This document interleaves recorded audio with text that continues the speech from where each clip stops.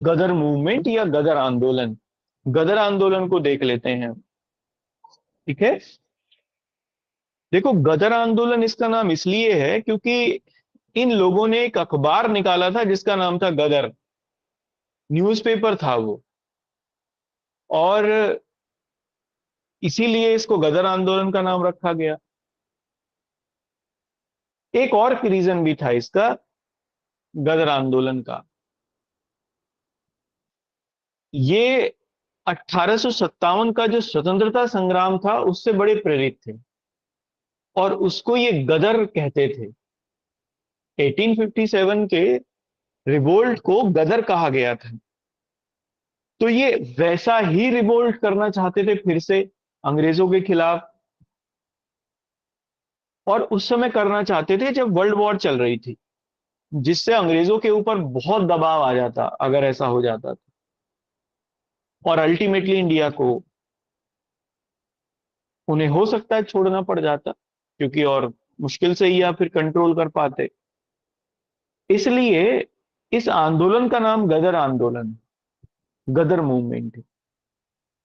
शुरू कैसे कैसे हुआ, ये तो मैंने आपको बताया ही कि जब फर्स्ट वर्ल्ड वॉर की शुरुआत हो गई 1914 में, तो फिर बहुत सारे लोगों ने ये सोचा कि एक अपॉर्चुनिटी है, इसका लाभ उठाया जाना चाहिए। ब्रिटेन फंसा हुआ है अभी। और इसी बीच में हम लोगों ने ये भी देखा था इससे पहले कि लंदन में रेड पड़ गई थी इंडिया हाउस के ऊपर, और लोग अलग अलग अलग अलग भाग गए थे। इन्हीं में से थे लाला हरदयाल। लाला हरदयाल पहले कनाडा पहुंचे, और कनाडा के बाद वो फिर अमेरिका आ गए।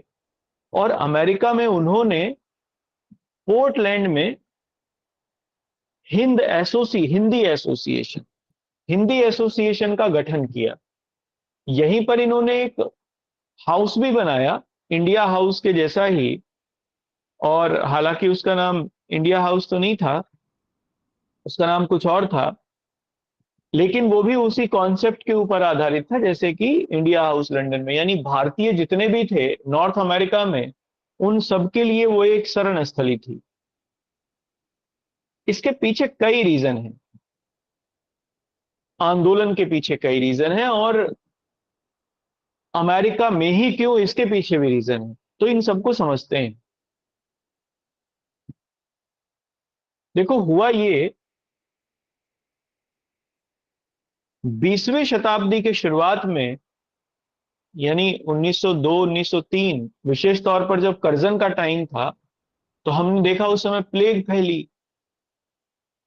प्लेग की वजह से भारत में बहुत भारी नुकसान हुआ, आर्थिक नुकसान। लोगों की जमीनें चली गईं, और यहां बेकारी छाई।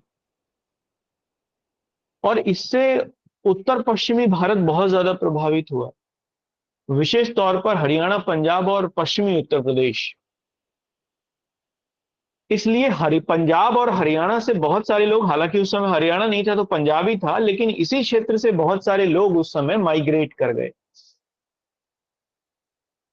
क्योंकि पंजाब से लोग ब्रिटिश आर्मी में ज्यादा थे, इस वाले एरिया से, उत्तर पश्चिम से। वो सर्व किया उन्होंने ब्रिटिश आर्मी में, बाद में छोड़ दिया, रिटायर हो गए, या किसान थे।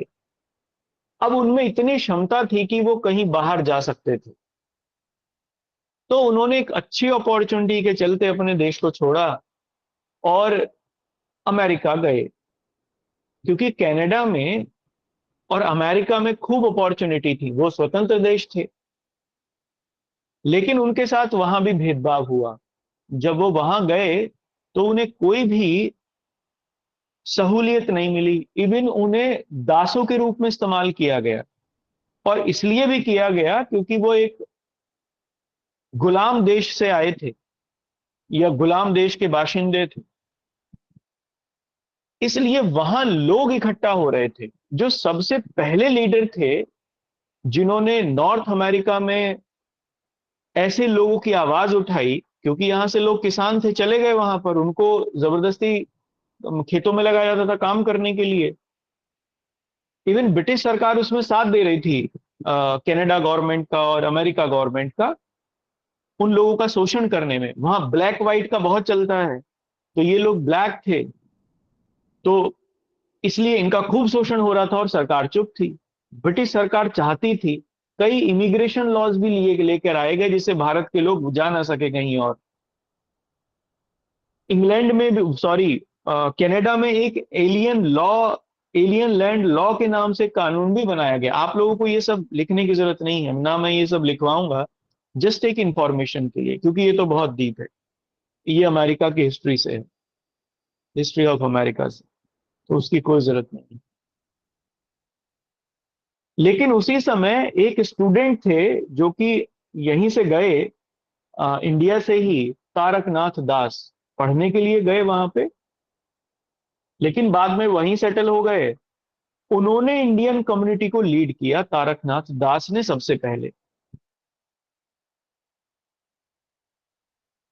इन्होंने एक अखबार भी वहां से निकाला था तारकनाथ दास का, मैंने आपको वो लिखवाया भी है। तारकनाथ दास का बड़ा फेमस न्यूज़पेपर था, आ, देखो मुझे याद आ जाएगा, फ्री हिंदुस्तान। फ्री हिंदुस्तान बड़ा इंपॉर्टेंट न्यूज़पेपर था इनका। तो इन्होंने वहां पर इंडियन कम्युनिटी को लीड किया, तारकनाथ दास ने सबसे पहले नॉर्थ अमेरिका में। लेकिन कनाडा ने और इनको बाहर भगा दिया। लाला हरदयाल भी अब तक वहां पहुंच गए थे। तो इन लोगों ने फिर अमेरिका के सैन फ्रांसिस्को में, जब इन्हें कनाडा से भगा दिया गया, तो अमेरिका के सैन फ्रांसिस्को में इन्होंने गदर आश्रम बनाया। एक घर लिया और उसमें उन्होंने शुरू किया, उसका नाम उन्होंने गदर आश्रम रखा, इंडिया हाउस की तरीके से ही। और वहां से क्रांतिकारी गतिविधियों को ये शुरू करना इन्होंने जारी रखा। लाला हरदयाल, सोयन सिंह भकना, और क्या नाम था उनका, अ, भाई परमानंद, और एक और थे हरनाम सिंह तुंगीलत, बड़े इंपॉर्टेंट पर्सनालिटी थे इस मूवमेंट की। यूनाइटेड इंडिया हाउस इसका वैसे नाम था, लेकिन ये इनका गदर आश्रम इसको कहा गया। बाद में यहीं से इन्होंने, ये इनका हेडक्वार्टर भी था, सैन फ्रांसिस्को में इन्होंने ये हेडक्वार्टर भी बनाया। और युगांतर, युगांतर भी इसको कहा जाता है, युगांतर आश्रम भी इसको कहा जाता है, गदर आश्रम भी इसको कहा जाता है। और अखबार यहीं से निकालना शुरू किया था, गदर। बाद में जब वर्ल्ड वॉर चल रही थी, तो उसी समय यहां पर भी रेड पड़ी। अब ब्रिटिश सरकार ने अमेरिका से इन गतिविधियों को बंद करने के लिए कहा, यहां रेड पड़ गई। अब ये लोग अमेरिका से भी वापस आने की तैयारी में थे। इसी समय आ, एक व्यक्ति थे गुरदीप सिंह। गुरदीप सिंह ने, ये इनके जहाज चलते थे गुरदीप सिंह के, सिंगापुर में रहते थे ये। गुरदीप सिंह ने एक जहाज किराए पर लिया और ये कनाडा के लिए गए। ऑब्जेक्टिव ये था, क्योंकि लड़ाई चल रही थी ईस्ट एशिया में भी, तो इस जहाज में बहुत सारे भारतीय इमिग्रेंट्स थे जो कनाडा जा रहे थे काम करने के लिए, और क्योंकि यहां बहुत गरीबी और बुरी हालत थी। कनेडियन गवर्नमेंट ने इन्हें अपने यहां उतरने नहीं दिया, जबकि इस जहाज को, जबकि वहां की सुप्रीम कोर्ट में भी ये लोग, गदर वाले जो लोग थे, इन्होंने वहां की सुप्रीम कोर्ट में अपील कर दी कि इनको राइट है उतरने का, क्योंकि ये इमिग्रेंट्स हैं। लेकिन वहां की सुप्रीम कोर्ट ने भी कह दिया कि हाँ, इनके पास अधिकार है, इन्हें उतरने दिया जाए वैंकूवर में। लेकिन इनको नहीं उतरने दिया गया वहां की सरकार ने, सुप्रीम कोर्ट के कहने के बावजूद भी, क्योंकि ब्रिटिश सरकार का दबाव था। थक हार कर ये लोग वापस वहां से भारत के लिए चल दिए। बड़ी मुश्किलों से ये इंडिया पहुंचे, और कलकत्ता में बजबज में जब इनका जहाज आके उतरा, तो इन्हें फिर नहीं उतरने दिया गया जहाज पर से। उस समय जो पुलिस थी उनके साथ इनकी झड़प हो गई, और उसमें लगभग 22 जो लोग थे वो मारे गए, पैसेंजर्स थे। इसी को कामागाटा मारू प्रकरण कहते हैं, कामागाटा मारू इंसिडेंट कहते हैं, क्योंकि उस जहाज का नाम कामागाटा मारू था। बाद में बहुत सारे गदराइट लीडर्स को पकड़ लिया गया। रास बिहारी बोस इसी समय भाग गए जापान के लिए। करतार सिंह सराबा को इसी समय फांसी हो गई थी। गदराइट लीडर थे मोहम्मद बरकतुल्लाह, भगवान सिंह, ये सोहन सिंह भकना। चूंकि ये सब किसान थे, तो बाद में ये पंजाब और पंजाब के थे, तो बाद में इन्होंने पंजाब में कीर्ति किसान पार्टी की स्थापना की, जो कि एक पहली भारत में पॉलिटिकल ऑर्गेनाइजेशन थी किसानों की, अगर हम लोग कहें तो। इस तरीके से ये गदर आंदोलन भी समाप्त हुआ। ठीक है, क्लियर हुआ? कुछ आपको आया समझ में क्या था ये, कैसे कैसे हुआ?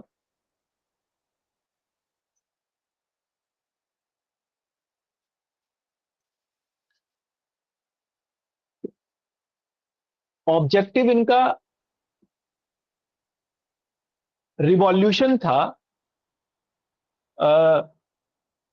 चूंकि पंजाब के लोग ही, मतलब उत्तर पश्चिमी भारत के हमारे इधर के लोग ही ज्यादातर थे ब्रिटिश आर्मी में, तो और किसानी थे, तो उन लोगों को भड़का के और तख्ता पलट करना इनका ऑब्जेक्टिव था। लेकिन इसमें ये कहीं भी सक्सेस इनको नहीं मिली। फिलहाल फाइनली गदर आंदोलन दबा दिया गया और इनको भारत डिपोर्ट कर दिया गया।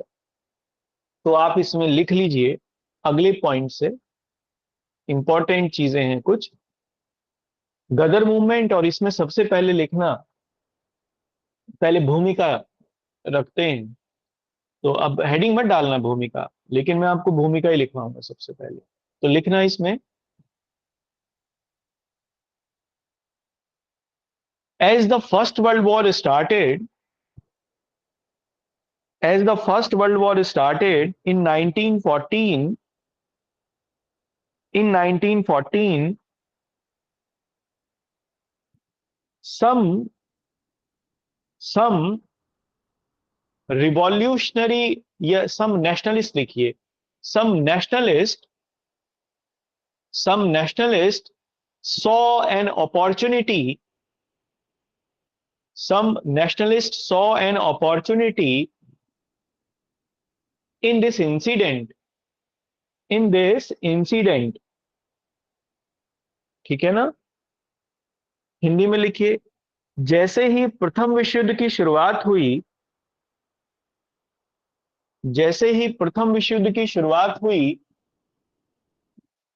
कुछ राष्ट्रवादियों ने कुछ राष्ट्रवादियों ने इसमें इसमें अवसर को देखा।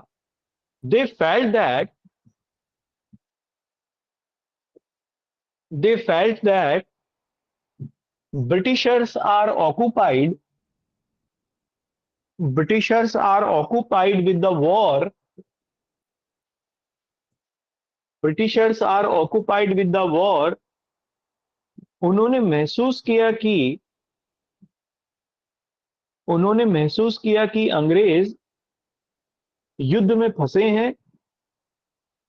सो so now they couldn't challenge so now they couldn't challenge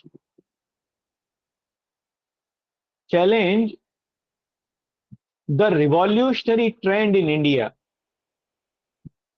the revolutionary trend in India। इसलिए वे अब भारत में